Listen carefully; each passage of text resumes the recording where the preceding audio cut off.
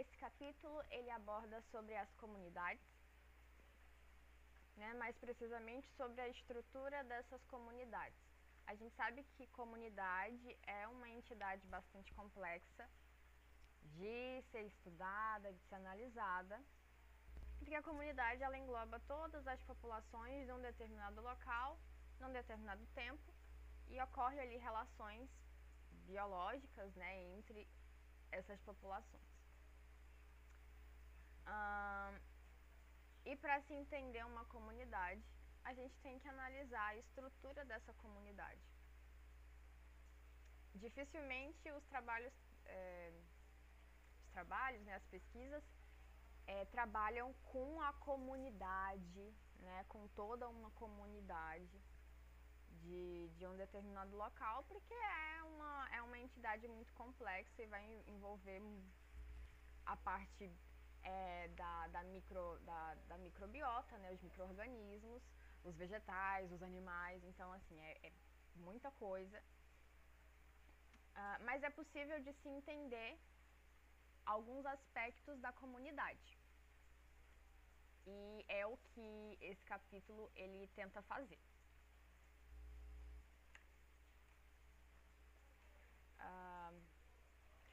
Então, o que é uma comunidade? Essa imagem, ela ilustra os diferentes níveis ecológicos, né, da natureza. E aí a gente encontra os organismos, né, no menor nível ali os organismos. Os organismos, eles são a unidade, né, aonde a seleção natural age.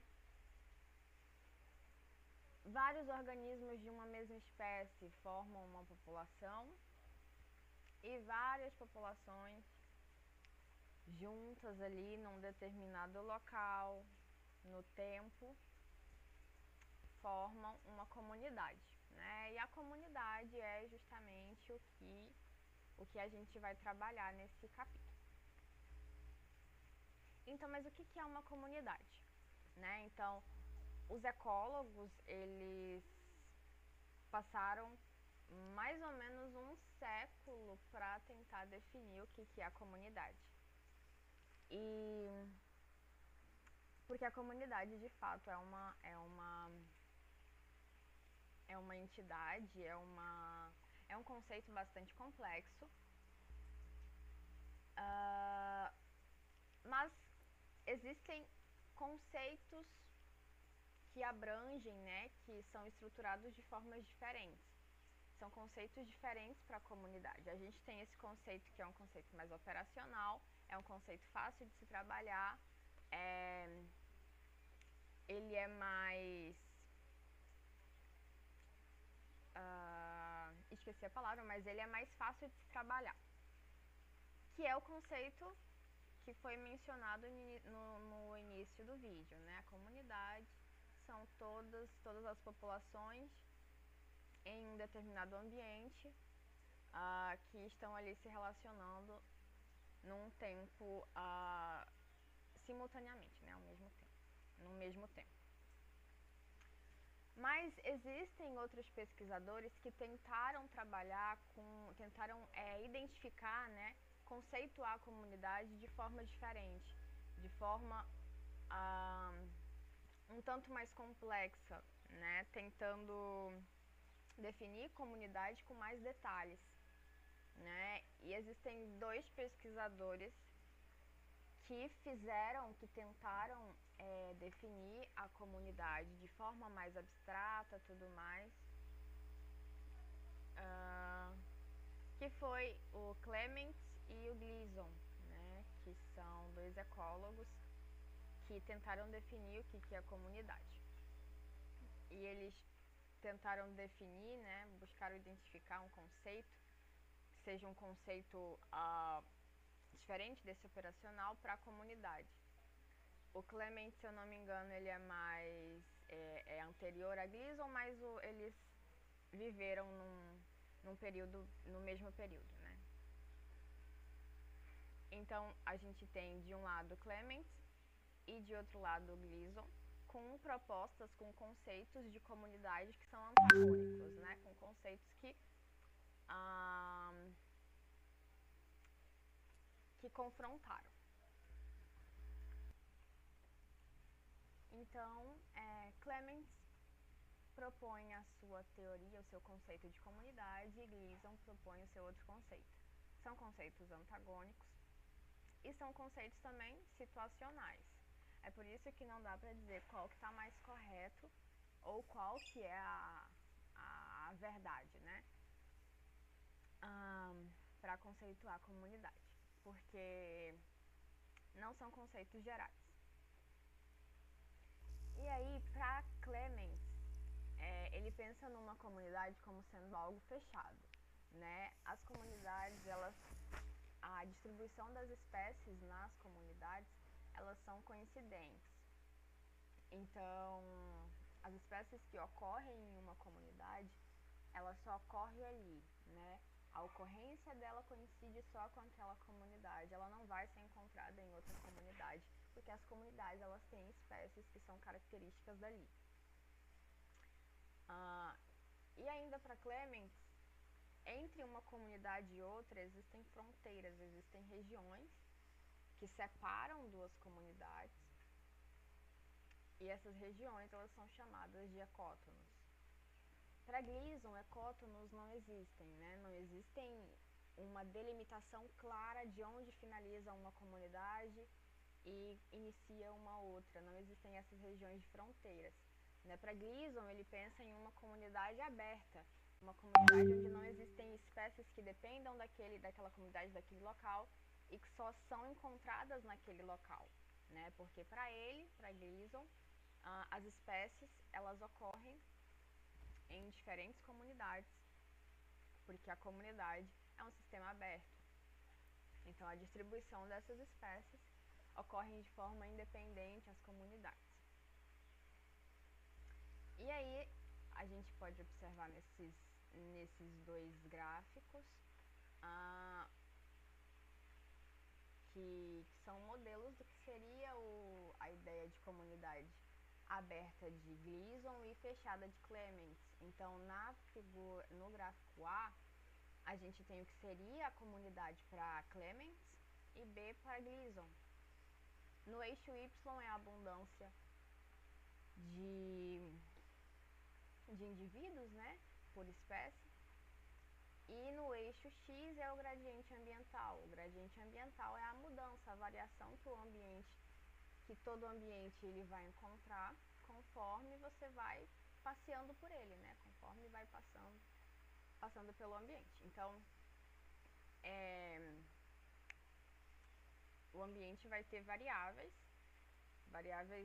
do ambiente, clima, umidade, né? A questão da temperatura, a umidade, o pH, por exemplo, e essas variáveis, elas variam, elas vão se modificar conforme você vai passando por um ambiente, né? E aí esses gráficos, ele tem no eixo Y a abundância e no eixo X o gradiente ambiental. Para Clements, existem os ecótonos, né, que são regiões entre uma comunidade e outra, que delimitam uma comunidade e outra, e essas regiões, elas são ricas em diversidade de espécies. Então, existem muitas espécies naquela região do que eu encontraria numa comunidade para Clements, né? Então, essas regiões, elas são ricas em espécies, mas elas não têm abundância de espécies, né? Então, a gente encontra diversidade, mas a quantidade de indivíduos naquela espécie são baixas, né, nas regiões de ecótonos. Enquanto que para Gleason, as comunidades, elas não são fáceis de serem delimitadas, não é fácil de encontrar um limite. Então, para Gleason, que é o gráfico abaixo, o B, né, a gente não encontra os ecótonos, que são essas regiões que delimitam uma comunidade de outra. Na verdade, é bem difícil delimitar uma comunidade dentro da visão de comunidade aberta para Gleason, né? Então a gente vê que as espécies que pertencem a uma comunidade, elas também vão pertencer a outras comunidades e não existem regiões, fronteiras entre elas, né? Então a gente tem essas espécies distribuídas de forma independente à formação de uma comunidade. É isso que esses gráficos querem mostrar, né? A visão de Clements e de Gleason. Então a gente pode identificar esses conceitos em diferentes ambientes, né? Em diferentes comunidades. Por exemplo, a comunidade de Clements, que mostra que existem comunidades fechadas, regiões bem delimitadas, onde existem organismos, né, que vivem em um determinado espaço e não vivem em outro, esse conceito pode casar com alguns ambientes. Por exemplo, quando a gente observa a vegetação, né, uma vegetação, nessa imagem a gente vê que existe uma vegetação de árvores de grande porte, uma vegetação de gramínea, né, de grama, né, bem rasteira, e uma outra vegetação ali em cima, que seria uma vegetação de alguns arbustos, né, de algumas plantas com porte arbustivo. Então existe essa delimitação clara para esse ambiente, né, para essa comunidade. Para essa comunidade vegetal, essa taxocenose, né? Já aqui a gente observa que existe também um ecótono, né? Uma região que delimita esse local aqui logo abaixo, né? Essa região aqui onde a maré aumenta, a maré sobe, e quando a maré abaixa a gente vê uma série de organismos aqui, de algas, né? De briófitas e tal. Aqui tem a região de ecótono, que divide essa região, que delimita essa comunidade da comunidade que existe aqui nessa pequena floresta, né? Nessas árvores aqui, nessa vegetação. Então, existem comunidades separadas, as comunidades aparentam ser fechadas, e existe um ecótono, uma região de fronteira que divide essas duas comunidades. Né? Então, a gente consegue casar o conceito de comunidades de Clements para algumas situações, e o conceito de comunidades de Gleason, que parece mais claro, né, mais óbvio que as espécies elas não se limitam a uma comunidade específica, que a distribuição das espécies é uma coisa muito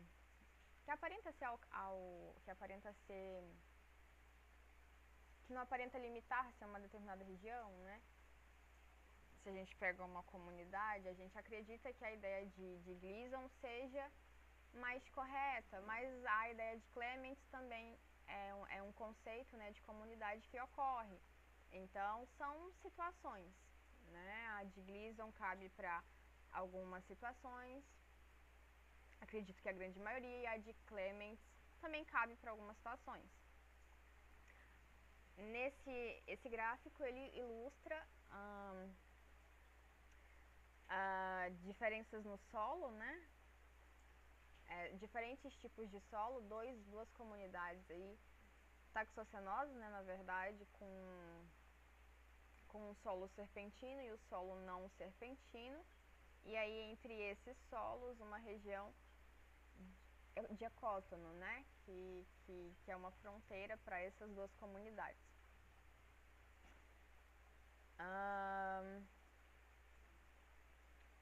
A gente percebe que existem vegetações, espécies que ocorrem nessa comunidade, nesse solo não serpentino, e essas espécies elas ocorrem nas regiões de ecótono. Então até aqui parece que o conceito de Clements ele coube para essa situação, mas existem espécies, existem vegetações aqui, espécies que ocorrem na comunidade com o solo não serpentino e também com o solo serpentino e também nos ecótonos. Então a distribuição dessas espécies não parece se limitar a uma comunidade só, né? É muito ampla. Então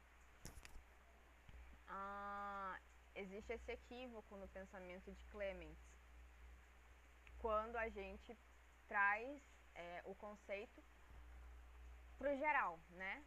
Ele não vai casar com o geral. Existem espécies que ocorrem em uma certa quantidade na região no solo não serpentino, mas ocorre bem mais aqui, mas de qualquer forma ocorrem nas duas regiões. Existem espécies que só são encontradas nos ecótonos, são epidêmicas dessas regiões, são endêmicas dessas regiões. Então a gente vê que existem os ecótonos, e os ecótonos de fato têm uma maior diversidade de espécies, nisso Clements acertou, mas é fácil você encontrar espécies que tenham uma distribuição muito maior do que você imagina, né? Muito maior do que sendo limitada para uma comunidade só. E aí existe o conceito de contínuo, né? Quando a gente observa as florestas temperadas, né, da região da América do Norte, a gente percebe que não se encaixa muito bem o conceito de comunidade fechada. A gente vai observar que as espécies, elas têm uma distribuição ampla, né, e elas, a delimitação delas às vezes se sobrepõem, às vezes não, mas é uma distribuição ampla. Então essa é a floresta temperada, né, em diferentes estações. E aqui a gente observa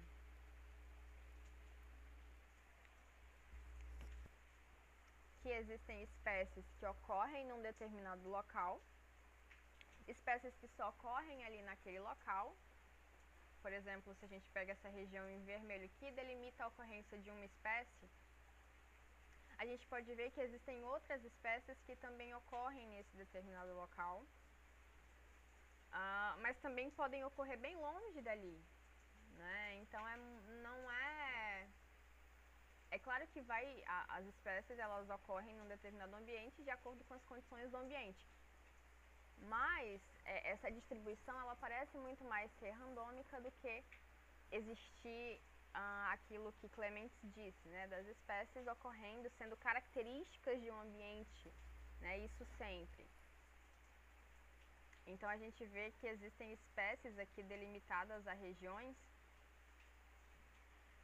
que se sobrepõem a várias outras espécies que são delimitadas às outras regiões, mas elas podem ocorrer, elas ocorrem, a distribuição dessas espécies, ela se dá de forma que aparenta ser randômica. Então, existem várias definições que são importantes quando a gente vai trabalhar com uma comunidade, né? Que é bem difícil, então a gente geralmente trabalha com outros conceitos aí dentro de comunidade, como guildas, taxocenose, assembleias, por aí vai. Então, as definições. Comunidade, a gente sabe que é um organismo, são vários organismos, várias populações que ocorrem num mesmo local, naquele tempo. Por exemplo, todas as espécies do estado do Tocantins, incluindo todos os micro-organismos, todos os vegetais e todos os animais.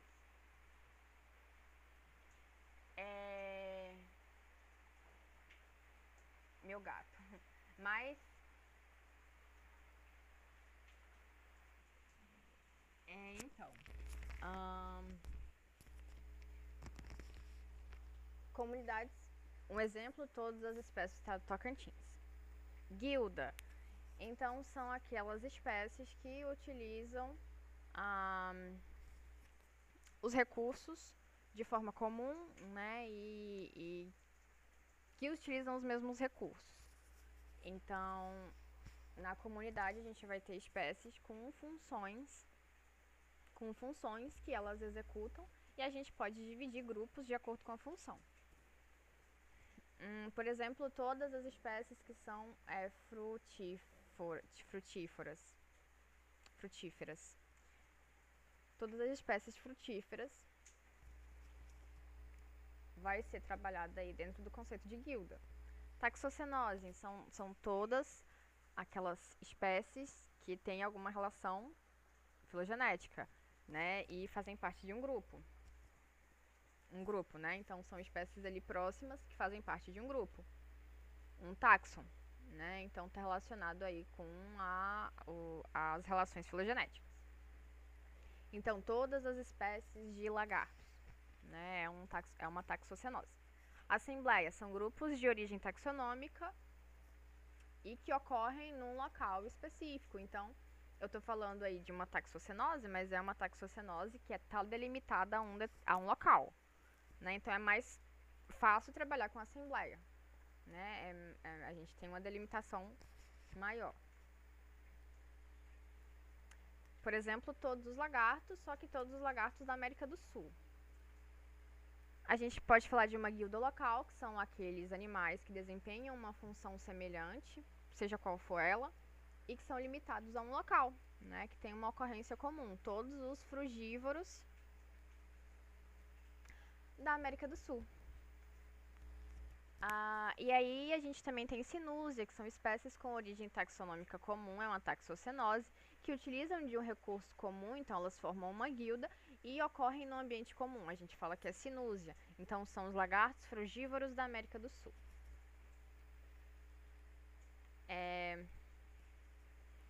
E aí a gente pode fazer essa intersecção de alguns círculos para entender como é que esses conceitos eles surgem, né? Porque um conceito geralmente é a união de dois, né? Então, por exemplo, pegando aqui uma sinúzia. Uma sinúzia é uma taxocenose, ou seja, um grupo, pode ser mamíferos. Mamíferos que são carnívoros, porque ela inclui também aqui uma guilda. E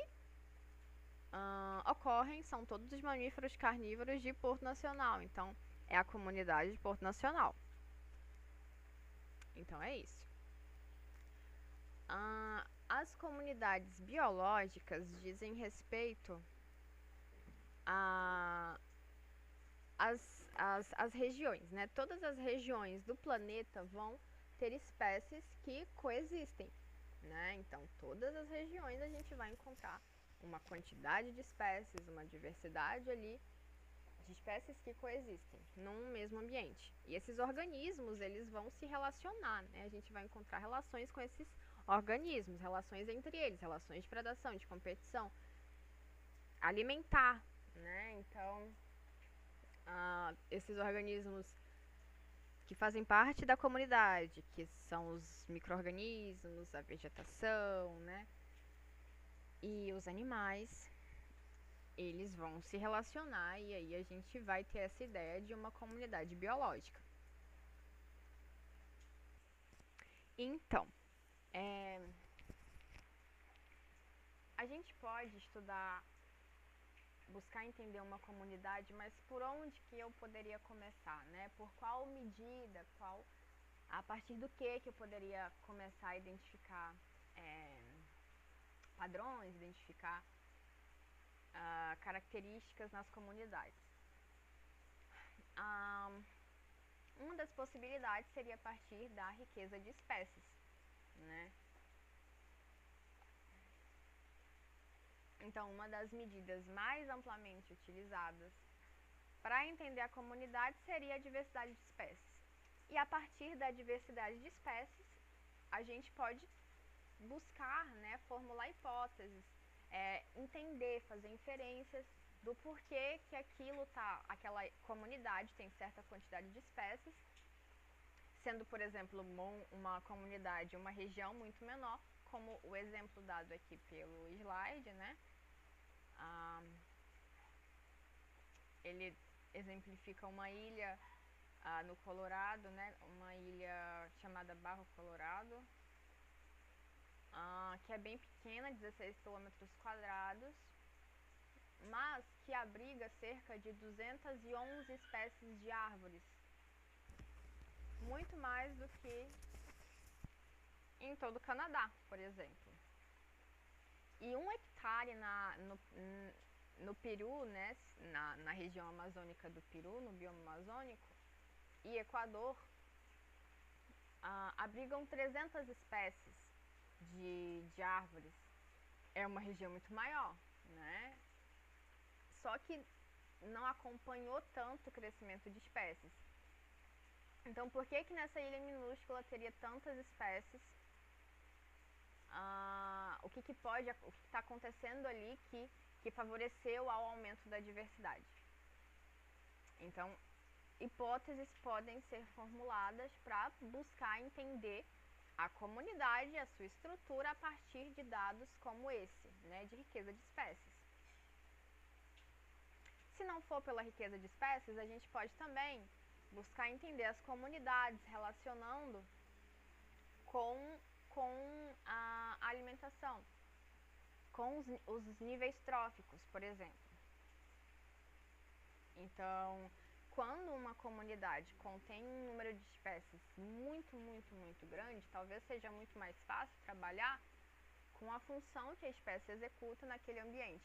A gente pode pegar, por exemplo, a questão do nível trófico, né? Se aquele animal ele se alimenta de um determinado alimento, ele vai fazer parte de uma determinada guilda. Então, a função dele no habitat vai estar relacionada com o que ele come. Por exemplo, herbívoros. Os herbívoros, então, formam uma guilda. Eu posso estudar os herbívoros daquela região ao invés de estudar a quantidade, a riqueza de espécies. Né? Por exemplo, a gente tem várias aves aqui. E essas aves, elas têm diferentes bicos, né? E essa mudança na morfologia do bico se relaciona, sempre vai estar relacionada, né? As modificações morfológicas provavelmente sempre vão estar relacionadas com algum hábito daquele organismo, né? Já que eles foram selecionados exatamente como são pela seleção natural, né? Pela força da seleção natural. Então a gente tem, por exemplo, um passarinho pescador, ele tem esse bico aqui bem pontudo, né, para ser preciso ali na hora de pegar o seu peixe ali no corpo hídrico, seja onde for. E aí ele tem esse bico dessa forma. Um pássaro que já é nictívoro, por exemplo, ele já tem esse bico parecendo uma foice, né? Então ele consegue adentrar ali dentro da flor e se alimentar do néctar, né? Um pássaro necrófago tem esse bico mais robusto, né? Provavelmente bem resistente para se alimentar das carcaças ali e tudo mais, mas tem a morfologia adequada e essa morfologia ela vai ser encontrada facilmente naquela guilda, né? Então, se eu separo os animais que são as aves que são necrófagas, elas vão se alimentar de matéria em decomposição. E a morfologia do bico delas, por conta de desempenharem uma mesma função referente à alimentação no ambiente, vai fazer com que elas tenham essa morfologia semelhante do bico. Assim como nos peixes, né? Aqui tem dois grupos de peixes, ciclídeo, né? Sendo peixes de água doce, e uma outra família, labrídea, que são peixes de água salgada. são peixes que não têm uma relação muito próxima filogeneticamente, mas que têm semelhanças claras, assim, quanto ao aparelho, né, bucal, ao arco mandibular. Por exemplo, esse peixe aqui, ele tem esse aparelho bucal dessa forma, que parece que consegue projetar a boca, né? E esse aqui também tem esse arco mandibular, essa boca, essa estrutura dessa forma, que é bastante semelhante com esse ciclídeo aqui. Eles são psívoros, né? Se eu não me engano, se alimentam de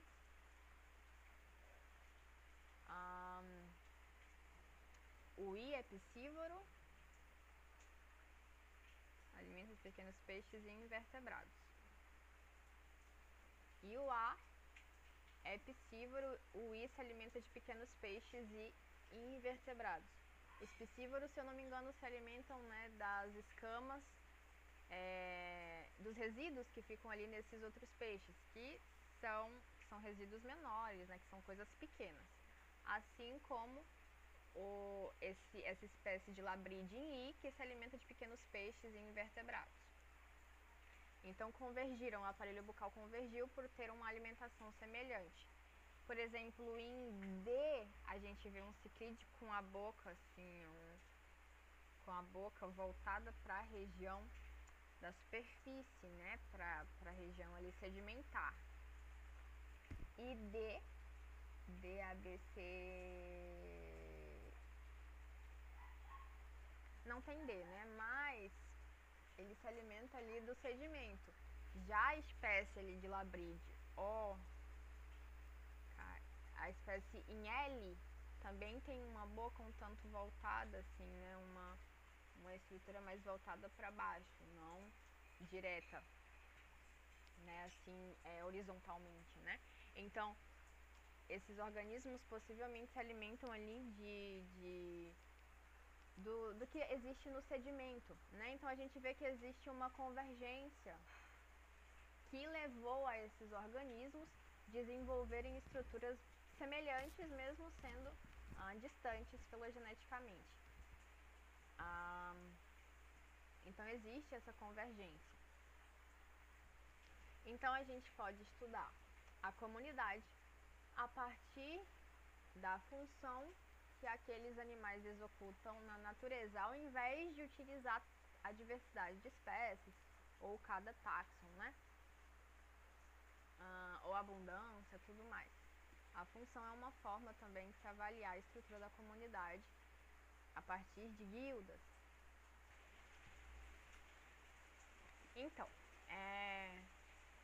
agora, como que a estrutura, como que as cadeias alimentares, elas estruturam as comunidades, né? Robert Payne e outros que estudaram, né, essas cadeias alimentares, essas teias alimentares em comunidades naturais, perceberam que existe uma relação, uma importância ali na cadeia alimentar para a comunidade. Existe um elemento muito importante que são populações de predadores-chave, né, que eles possuem uma incrível capacidade de controlar toda uma comunidade, controlar organismos ali que são intermediários a ele, né, que são consumidos por ele. Logo, existe um controle para que nenhum organismo domine aquela região, nenhum indivíduo domine aquela região, já que o predador está ativo, né? Então a gente vai observar isso melhor nessa imagem. A gente tem diferentes níveis tróficos. O mais alto são 2 predadores de topo. O nível intermediário com espécies intermediárias entre os predadores de topo e os herbívoros ali no nível mais baixo.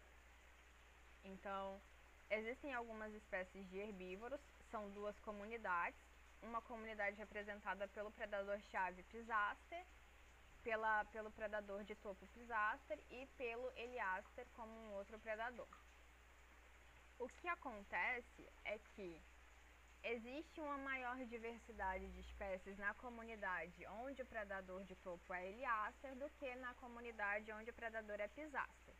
Isso ocorre porque Pisaster ele não é um predador chave, então ele não consegue controlar ali o ambiente onde ele está, porque ele não se alimenta, ele não consome os indivíduos que são intermediários entre ele e os herbívoros, né?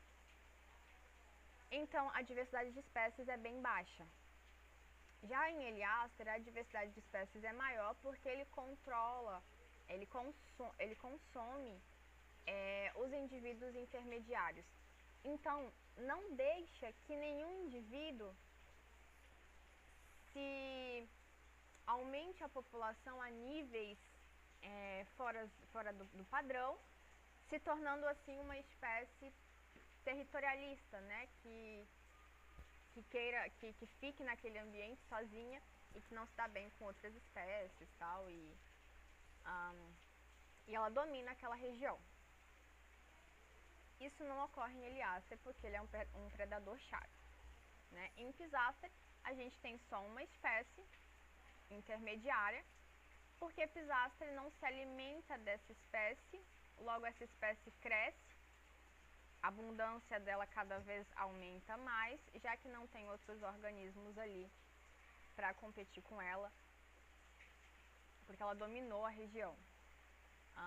Pisaster se alimenta só dos herbívoros, não se alimenta do intermediário, enquanto Eliaster se alimenta de tudo aqui, ele controla toda a comunidade, aumenta a diversidade de espécies, ele é considerado um predador-chave. Aqui um outro exemplo, para a gente entender essa questão do predador-chave. Do lado direito a gente tem uma área borrifada com inseticida por vários anos. Do lado esquerdo, uma área que não foi borrifada por inseticida. De cara a gente vê que a área que não foi utilizado inseticida é uma área muito mais diversa. Tem uma série de plantas, provavelmente uma série de animais, de insetos e tudo mais. Já na área borrifada a gente tem uma cultura única, uma monocultura de uma planta, essa plantinha com flores amarelas. Então, o que a gente percebe é que o que está acontecendo, né? Existe um besouro que se alimenta dessa planta com flores amarelas e esse besouro é um predador-chave. Na presença do predador-chave, ou seja, não tem inseticida, é essa imagem aqui à esquerda. Não foi aplicado inseticida por vários anos, o predador-chave existe ali, ele controla o crescimento dessa população de plantas aí com flores amarelas. E aí dá espaço para que outras espécies convivam ali naquela região, aumentando a diversidade.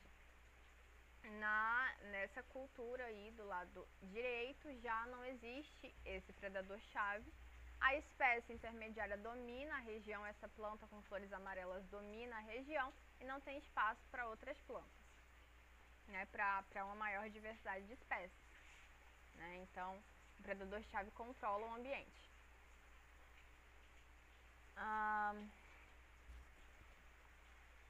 A gente pode encontrar alguns padrões que surgem nos estudos em relação à cadeia alimentar. A gente pode caracterizar as comunidades a partir da riqueza de espécies e também do número de links por espécie, né? Relacionada a quem se alimenta de quem, né? De links por espécie. Então, o número de links de links por espécie independe da riqueza de espécies na comunidade. O número de níveis tróficos e o número de guildas por nível trófico aumenta com a diversidade da comunidade. A gente vai perceber, vai identificar isso nesse slide aqui. Então, vamos observar isso, né? Nessa imagem, a gente observa diferentes níveis tróficos, herbívoros em azul, intermediário em amarelo em laranja, meio vermelho, terroso, a gente observa os predadores de topo. Em diferentes comunidades, representadas por diferentes ilhas, né? Na primeira comunidade, a gente tem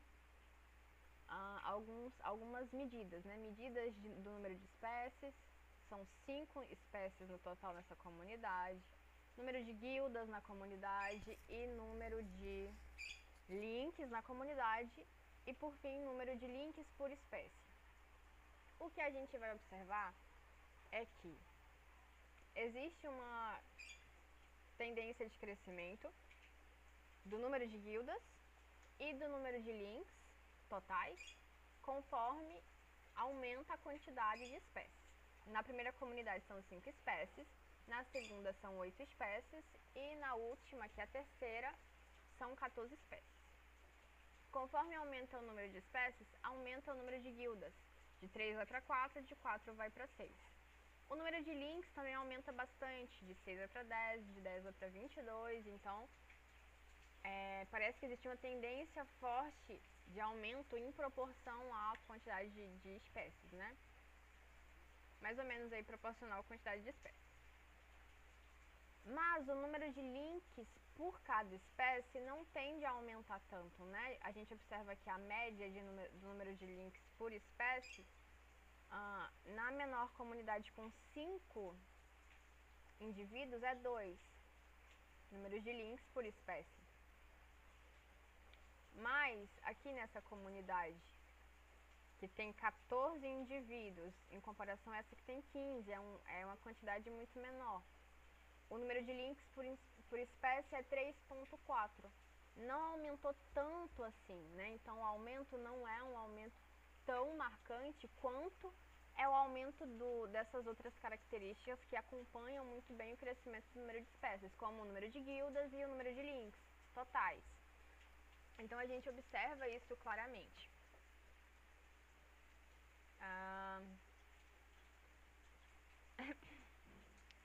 A gente também observa nas comunidades que os níveis tróficos eles são influenciados pela predação e pela produção, né? Então existem efeitos nos níveis tróficos que faz com que exista um controle, né, da quantidade de indivíduos em cada nível trófico. Existe uma variação normal para qualquer variável, para qualquer dado no ambiente, ali na comunidade, e o crescimento, o declínio de alguma medida, ela tem que acompanhar essa variação para que o ambiente esteja em homeostase, né? O ecossistema, tudo ali esteja em homeostase. E existem mecanismos para isso, né?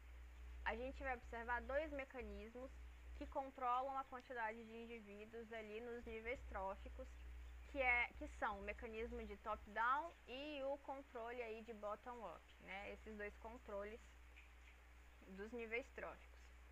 Nessa imagem a gente observa novamente níveis tróficos, produtores, consumidores primários, consumidores secundários e consumidores terciários. A primeira coluna de círculos seria o padrão, né? O padrão na comunidade, né? O tamanho dos círculos representa a quantidade de indivíduos ou a biomassa, né? Naquela comunidade. Aqui, padronizado, a gente tem uma quantidade X de produtores, uma quantidade menor de consumidores e uma menor ainda de consumidores secundários, e não tem consumidor terciário inserido aqui. Agora a gente vai para a próxima coluna, onde é possível observar como que atua um mecanismo de bottom-up. Né? O que ocorre? Nessa comunidade vai ocorrer alguma coisa, algum fenômeno, alguma situação que fez com que a quantidade de produtores aumentasse. Então, do padrão para cá, a gente percebe que o círculo aumentou, a quantidade de produtores primários aumentou e a produção também aumentou. Se aumenta a produção, aumenta a quantidade de herbívoros porque tem alimento aos montes. Então, os herbívoros aumentam. E se aumenta os herbívoros, tem bastante herbívoro para consumo, a quantidade de consumidores secundários também aumenta. E a gente observa que esse mecanismo de bottom-up, ele ocorre ali com a mudança, né, na quantidade de produtores. Só que esse mecanismo, ele não vai crescer para sempre. Uma hora ali, os produtores, eles vão parar de produzir tanto, vão ser bastante consumidos. Mas existe um efeito, que é o efeito contrário a esse, que é o efeito up-down, né, o controle up-down, de cima para baixo, onde ocorre que a quantidade de consumidores secundários aumenta bastante. Ela aumenta, né? Isso faz com que a predação dos consumidores primários aumente também. Logo, a quantidade de consumidores primários diminui naquela comunidade. Se tem pouco consumidor primário, quem que vai consumir aqui essa quantidade exagerada de vegetação, né?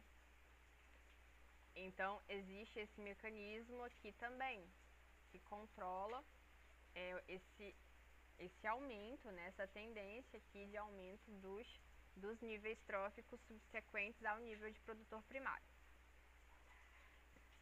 Na última coluna, foi introduzida na comunidade um consumidor terciário. Esse consumidor terciário vai fazer com que o consumidor secundário seja consumido, né, por ele, e aí a quantidade de indivíduos vai diminuir. Logo, a quantidade de consumidores secundários diminui. Temos então uma quantidade de consumidores primários maior, já que não estão mais sofrendo tanta pressão pela predação desses consumidores secundários. Então a quantidade de indivíduos consumidores primários aumenta.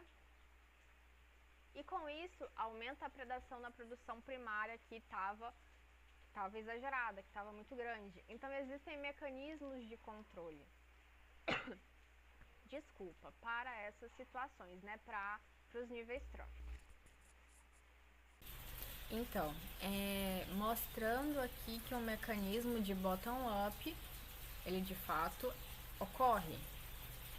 Nesse experimento, foram coletados em diferentes lagos fitoplâncton, né, sendo medido aí por clorofila em microgramas por litro, e foi coletado o zooplâncton, a biomassa deles, em microgramas por litro também. E aí foi feito um gráfico para relacionar essas duas medidas. A gente observa que a tendência é acompanhar essa reta linear, né? Existe uma relação, existe uma tendência de ambos os dados crescerem, um em relação ao outro, né? Então, conforme aumenta a quantidade de clorofila, de produção primária naquele lago, também aumenta a quantidade de consumidor, né, de herbívoros, né, o zooplâncton. Então a relação existe, conforme aumenta um, o outro aumenta também. Isso mostra o aumento, esse controle chamado bottom-up.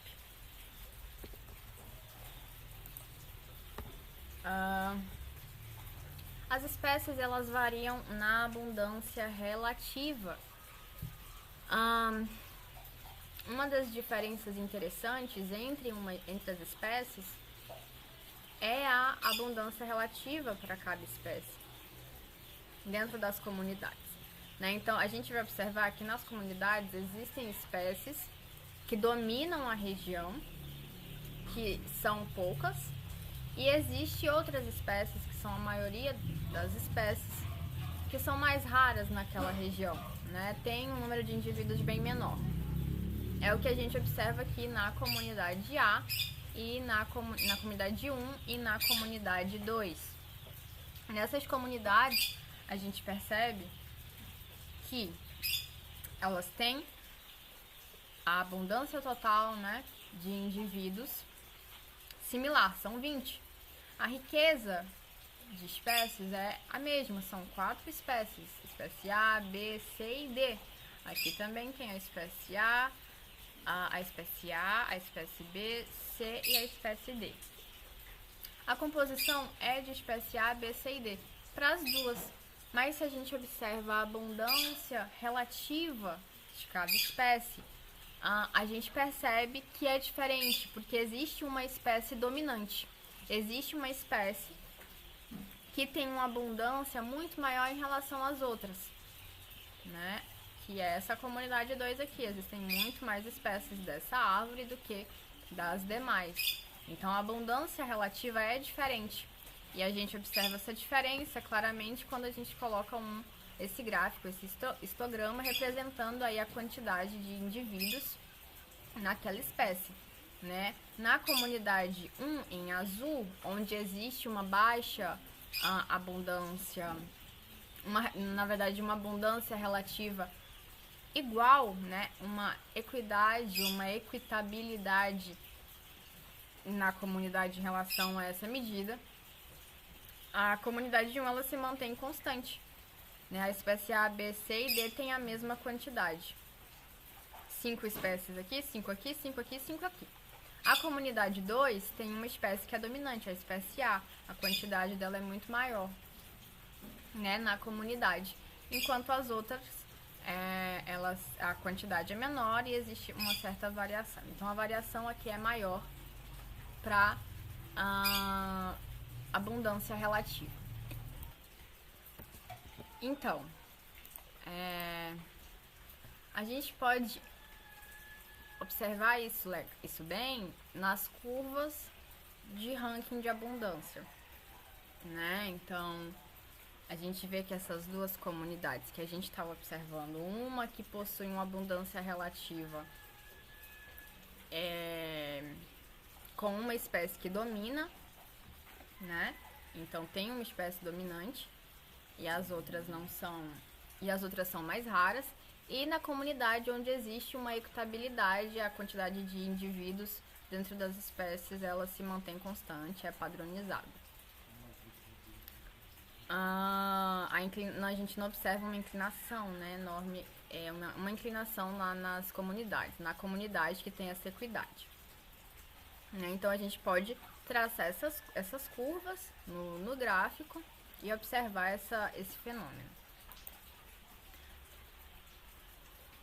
Aqui a gente passa a ter ciência de que a diversidade de espécies ela está relacionada também com a equidade de espécies.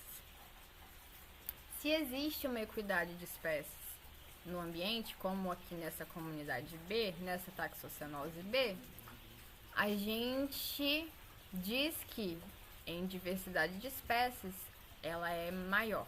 Tem uma maior diversidade de espécies. Mas por que tem se aqui também tem a mesma quantidade de espécies? Porque a diversidade de espécies ela também se relaciona com a equidade das espécies. Se existe uma espécie dominante aqui no ambiente, o ambiente vai ter sempre essa mesma imagem daquela árvore ali presente. Existem outras árvores, mas são mais raras. Existem 5 espécies, mas aquela ali que é a dominante sempre aparece naquele ambiente, tornando ele mais cheio, né, dessa espécie. Enquanto que no outro ambiente a gente tem uma diversidade notória, imediata. A percepção de que aparenta que aqui tem uma maior diversidade, se eu fosse nesse ambiente, eu perceberia que aqui a diversidade parece que é bem maior, mesmo sem ter o conhecimento da quantidade de espécies. Aqui parece que tem mais do que aqui, mas não é o caso. Aqui, as duas taxocenoses, elas possuem a mesma quantidade de espécies. O que vai mudar a diversidade de espécies, esse quantitativo de diversidade de espécie, vai ser a equidade, né? Vai ser esse fator de equitabilidade. Se aqui a gente tem uma proporção padronizada de quantidade de indivíduos, de abundância relativa para cada espécie, a gente tem uma maior diversidade, né? Isso que é importante de perceber. Esse gráfico mostra que conforme aumenta a equidade, quanto maior a equidade, a diversidade tende a aumentar também. Se a equidade aqui for alta, a diversidade aqui é alta. Né? A riqueza de espécies tende a ser alta. Se a equidade é baixa, a diversidade é baixa. Né? Se a equidade é baixa, a diversidade, a riqueza de espécies aqui também tende a ser baixa. Perdão. Se a equidade é baixa, mas a gente tem uma quantidade de espécies X, uma quantidade boa de espécies, a diversidade vai ser média. Ela só aumenta se a equidade for maior, né? Se o valor da equidade for maior. Então, o valor, a equidade, a equitabilidade nas comunidades é um fator que influencia o aumento da diversidade da riqueza, né, de espécies.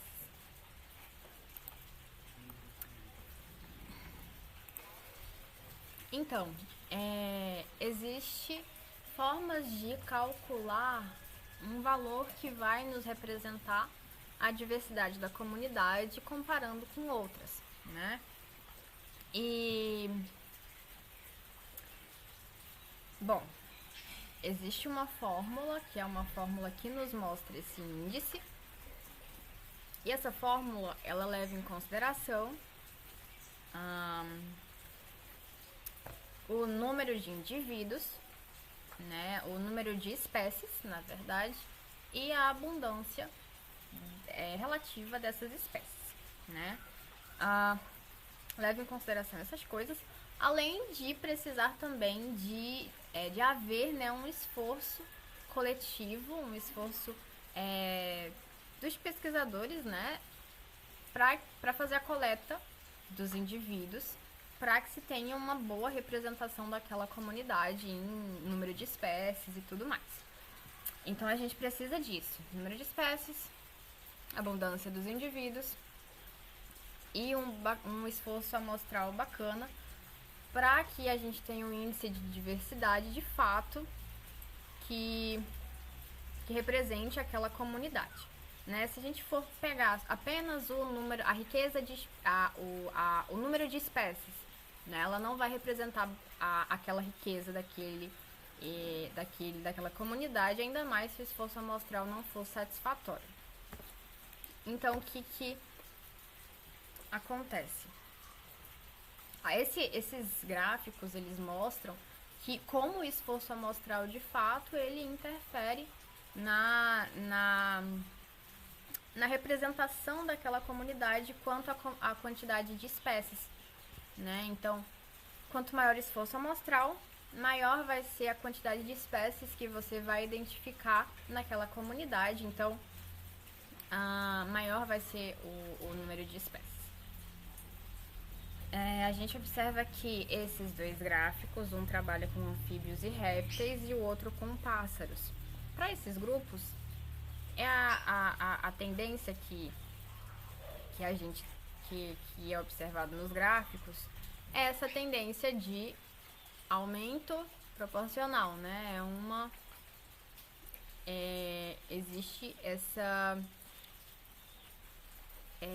Existe o aumento do número de espécies conforme a área amostrada é aumentada também. Então, existe essa relação que é bem representada nessa reta, né? Aqui os pontos estão bem acima da reta, então a relação aqui, a correlação é bastante alta. Portanto, a gente observa que o esforço amostral é indiscutível, né? É indispensável se eu quiser representar bem uma comunidade quanto ao número de espécies. Aqui também, em relação aos pássaros, os pontos acompanham essa tendência. E aí existe a curva de acumulação de espécies, que é uma curva interessante para os trabalhos em relação à ecologia, né? As comunidades, as populações. As comunidades, né? O que acontece? O número de indivíduos amostrados, ou seja, a quantidade de amostras, né? O quanto você amostrou, ele aumenta conforme a riqueza observada, ela aumenta, a riqueza de espécies, né, a riqueza daquele local, a quantidade de espécies aumenta conforme você aumenta a sua amostra, né? Isso, ok, a gente já percebeu que de fato, tem relação e que é indispensável.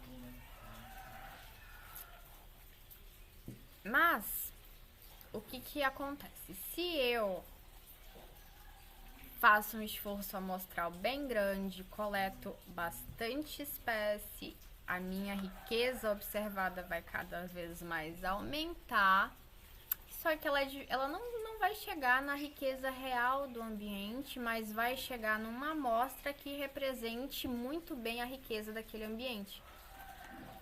E aí a tendência é que se estabilize, né? É que a inclinação diminua cada vez mais e que se estabilize, né? Essa curva.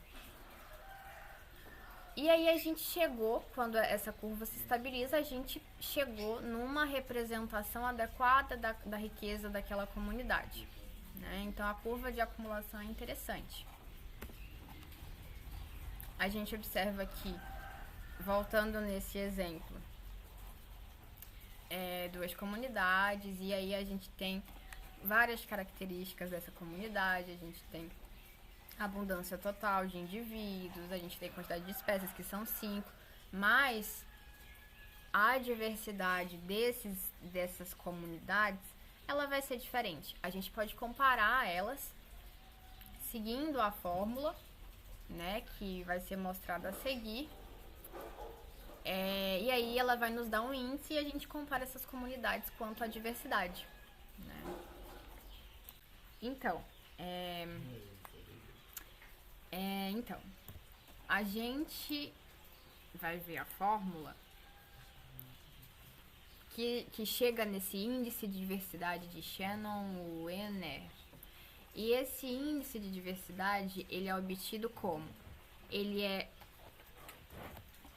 menos a somatória aqui, a somatória de todas as espécies aqui nessa comunidade. A somatória do quê? Da proporção das espécies, da espécie I, né? De tal espécie, mas é a somatória, né? Vezes o logaritmo natural da proporção de I. E como é que isso se dá? Essas tabelas aqui servem de exemplo, né? Então, cálculo do índice de diversidade de espécies para duas comunidades hipotéticas. A comunidade A, ela tem 5 espécies. A abundância dessas espécies total é 25, a abundância de indivíduos total da comunidade, mas a espécie 1, ela tem uma abundância relativa muito maior, né, em relação às demais. Tem muito mais indivíduos, ela domina a região. A proporção de indivíduos em cada espécie, né? A proporção de indivíduos, na verdade, nessa comunidade de cada espécie é 0, aí é feito o cálculo, né? 0,84, 84%, né? É aqui 4%, 4%, 4%, 4%. E vai dar 100%. A gente tem os valores de log da proporção log dos valores da proporção das espécies, né? E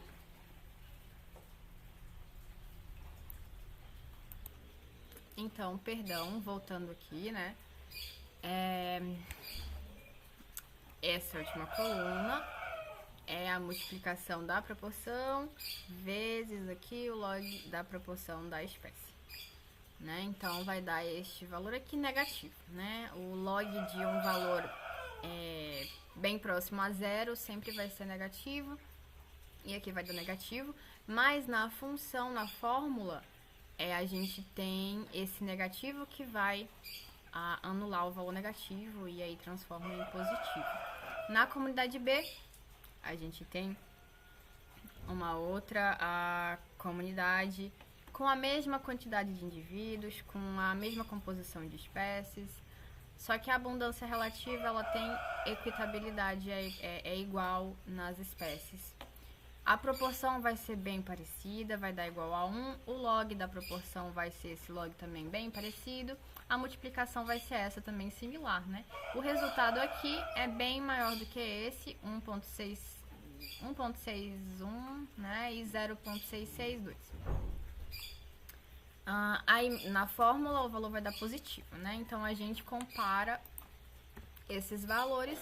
A comunidade A ela é muito semelhante com a comunidade B, tirando a questão da abundância relativa de espécies, né?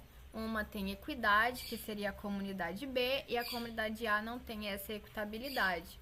Logo, a diversidade que o índice mostra para essa comunidade A é bem menor do que a comunidade B. O valor do índice sozinho de uma comunidade, ela não vai nos dar... não vai nos dar nenhum resultado, porque eu preciso comparar em relação a outra comunidade, então tem que ter essa comparação. Então é isso que a gente observou. Portanto, a diversidade de espécies, ela é a combinação da quantidade de espécies, mas não só isso, né? E também a abundância relativa. Então, a gente viu durante todo esse capítulo que uma comunidade é uma entidade complexa que envolve uma série de fatores, mas ela pode ser estudada, a gente pode estudar a sua estrutura a partir de várias medidas, de padrões que ocorrem, de forças que controlam, né? A partir das relações, a partir da função dos organismos, a gente pode iniciar os trabalhos na comunidade a partir desses valores e depois disso formular hipóteses, fazer inferências em relação àquela comunidade com os dados que a gente tem, né? Então, é possível trabalhar, é possível estudar a comunidade, mas a gente também viu que nos trabalhos é mais tranquilo, né? É mais fácil se ter um trabalho, né, com hipóteses, com inferências, com um estudo mais preciso quando a gente trabalha com grupos dentro daquela comunidade, né? Grupo da guilda, por exemplo, né? Ou com uma sinúzia, né? Que são coisas mais específicas, logo a gente tem uma precisão maior. Então foi isso. Obrigada.